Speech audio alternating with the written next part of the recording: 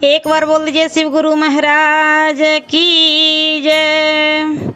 आइए अनंत भक्ति चैनल में आप सभी भक्तजनों का एक बार फिर से स्वागत है। आज मैं आप लोगों को अष्टम स्कंद का 15वां अध्याय सुनाती हूँ, जिसमें राजा बलि का सब लोकों पर विजय प्राप्त कर इंद्र होना और अश्वमेघ यज्ञ करना है। श्री सुखदेव जी ने इतना कहा, तब राजा परीक्षित ने हाथ जोड़कर उनसे पूछा, हे भगवान, विष्णु जी तो सर्वेश्वर हैं, उन्हें माया की क्या न्यूनता थी कि जो उन्होंने राजा बलि के द्वार पर जाकर उनसे 3 पग पृथ्वी मांगी, और जो मांगी सो पाकर भी उन्हें बलि को क्यों बांध लिया। उन पूर्ण कामना वाले भगवान ने उस निरपराध राजा को क्यों बांध लिया, यह सुनकर तो बड़ा आश्चर्य होता है। अतएव आप कृपा कर बतलाइए कि भगवान ने के ऐसा करने का क्या कारण था। इसका जो कुछ इतिहास हो वह कृपा कर मुझे सुनाइए। श्री सुखदेव जी बोले, हे राजा परीक्षित, बलि बड़ा धर्मात्मा राजा था और उसमें धर्म की मात्रा जितनी अधिक थी उतना ही वह बड़ा बलवान और शत्रु विजयी भी था। उस वंश में उनसे श्रेष्ठ दूसरा कोई नहीं हुआ। उसके वंश में गुरु शुक्राचार्य जी थे और उसके पास मृत संजीवनी विद्या थी। जब कोई मरता तो वे अपने उस विद्या के प्रभाव से उसे जिला देते थे। इस प्रकार जब इंद्र ने बाली के राज्य को जीत लिया और उन्हें मार डाला था, तब इन्हीं भृंगु वंशी शुक्र जी ने उसे जिला दिया था। साथ ही शुक्र जी भी अपने मनोरथों की सिद्धि एवं योगाभ्यास के लिए भृंगु वंशियों का सेवन करते रहते थे। जब बलि ने समस्त भूमंडल को जीतकर अपने बस में कर लिया, तब उनके पराक्रम को देखकर भृंगु वंशी ब्राह्मणों ने उनका बड़ा आदर और सम्मान किया। उस अवसर पर बलि ने अपना यह वक्तव्य दिया कि मैं स्वर्ग भी जीतना चाहता हूँ। फिर तो कहना क्या था। सारे देश में एक अपूर्व सी लहर पैदा हो गई। सारी प्रजा ने मिलकर बाली का महाअभिषेक करके उनसे विश्व जीत नाम का यज्ञ कराया। वह यज्ञ अपूर्व हुआ। उसमें हवन की हुई अग्नि से स्वर्ण मंडित रथ, सूर्य के तुल्य वेग वाले घोड़े, सिंह के चिन्ह से शोभित ध्वजा, स्वर्ण जटित दिव्य धनुष और कभी खाली न होने वाले तरकस और दिव्य कवच, इतनी सब सामग्रियां उसमें से निकली। उसी समय भगवान के भक्त प्रहलाद जी ने बलि को फूल की एक ऐसी दिव्य माला दी कि कभी मलिन नहीं हो सकती थी। तभी आचार्य शुक्राचार्य ने बलि को एक दिव्य शंख दिया कि जिसका शब्द आकाश मंडल को गुंजयमान कर देता था। इस प्रकार जब ब्राह्मणों ने युद्ध की सामग्री इकट्ठा करके बलि को स्वस्ति वाचन किया, तब उन्होंने ब्राह्मणों की प्रदक्षिणा और नमस्कार करके प्रहलाद जी को पुकार कर प्रणाम किया। फिर उस महारथी ने वह उत्तम माला की जिसे प्रहलाद जी ने दी थी पहना, और तब उसने कवच को पहनकर धनुष, खड्ग और तरकसों को ग्रहण किया। तब जब शुक्राचार्य जी ने आज्ञा दी, तब रथ पर सवार हुए। उस समय हाथों में सोने का बाजूबंद पहने और मकराकृत कुंडल सहित सुवर्ण मंडित मुकुट को सिर पर धारण किए हुए जो बलि की शोभा हो रही थी, वह ऐसी जान पड़ती थी कि मानो कुंडल में स्थित अग्नि शोभायमान हो रहा है। उनके साथ उन्हीं के समान ऐश्वर्य, बल और लक्ष्मी से युक्त अनेक दैत्य युद्धों के स्वामी अपनी अपनी सेना को इथो सहित खड़े थे।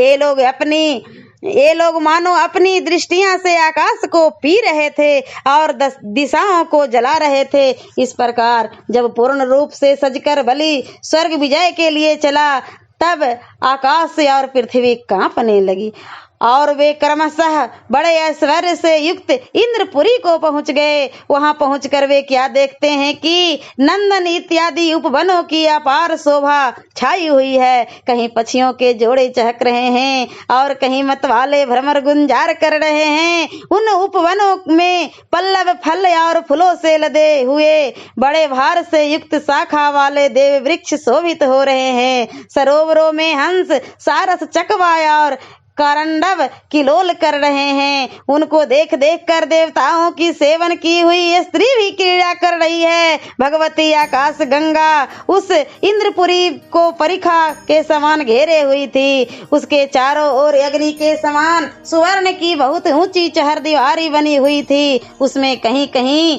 ऐसे ऊंचे ऊंचे मंदिर भी बने हुए थे कि जिनमें बैठकर बाहर से आक्रमण करने वाले शत्रुओं से युद्ध किया जा सकता है। इंद्रपुरी के द्वार पर सोने का कपाट लगा हुआ था। तब उस नगरी के अन्य गृहों के सभी दरवाजे स्फटिक मणि के बने हुए थे।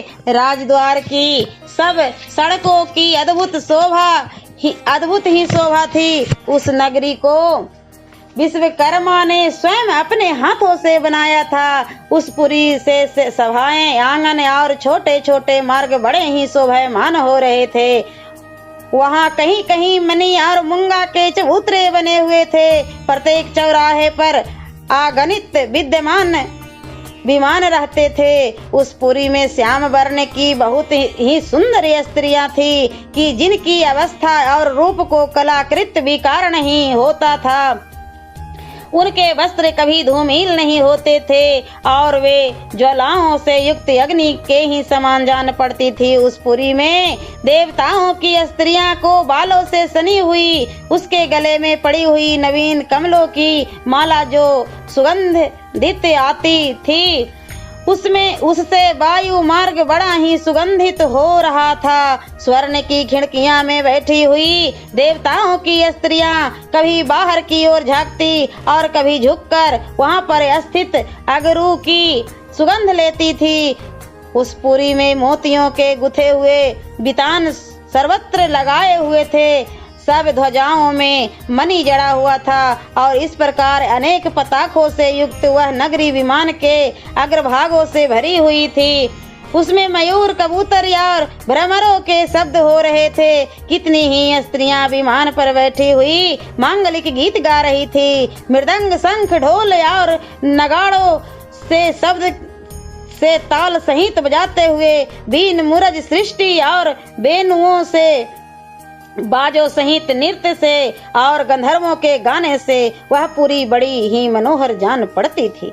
उस धार्मिक पुरी को दूर से ही देखने पर ऐसा जान पड़ता था कि मानो यहाँ अधार्मिकों, धूतों, अहंकारियों, कुकर्मियों और लोभियों का प्रवेश नहीं मिलता, किंतु जो इस दोषों से रहित है वे ही पुरुष उसमें जा सकते हैं। तब इस प्रकार उस इंद्रपुरी को देखकर सेनापति बलि ने देवताओं की उस राजधानी को अपने सैनिक सहित चारों ओर घेर लिया और महर्षि शुक्र ने जो चलते समय अपना शंख दिया था उसे उन्होंने जोर से बजाया, जिसके शब्द सुनकर देवताओं की स्त्रियां डर गई और इंद्र ने यह जान लिया कि अब की बार बलि ने पूरे उद्योग से इंद्रपुरी पर चढ़ाई की है। इससे वे देवगुरु बृहस्पति के पास परामर्श लेने के लिए गए। वहां जाकर उन्होंने कहा, भगवान, इस बार हमारे पूर्व के शत्रु बड़े उद्योग के साथ इंद्रपुरी पर चढ़ाई की है। इससे मैं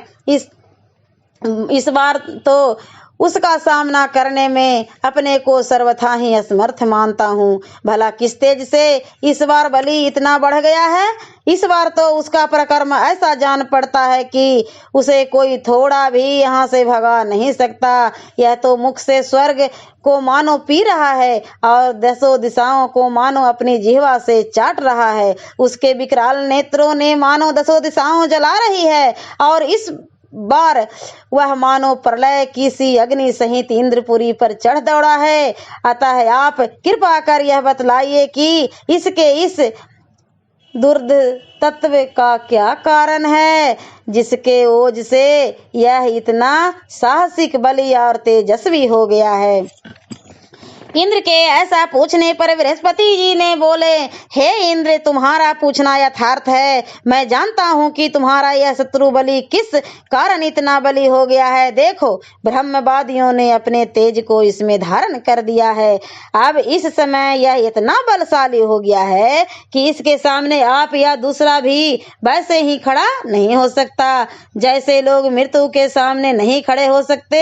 इस समय अब आप लोग स्वर्ग छोड़कर यहाँ से भाग जाइए और समय की प्रतीक्षा कीजिए, क्योंकि सब कामों में समय ही बलवान होता है। समय पर शत्रु के महत्व के भी दिन पलट जाते हैं। इस प्रकार इसका बल बहुत बढ़ गया है और ब्राह्मणों के प्रताप से अभी इसका बल बढ़ता ही रहेगा, परंतु इसका वह भी समय आवेगा जब यह ब्राह्मणों के ही अपमान से अपने साथियों सहित नष्ट भी हो जाएगा। प्रयोजन के जानने वाले बृहस्पति जी ने जब उनको ऐसी उत्तम अनुमति दी, तब स्वेच्छा से रूप धारण करने वाले देवता लोग स्वर्ग छोड़कर वहां से चले गए।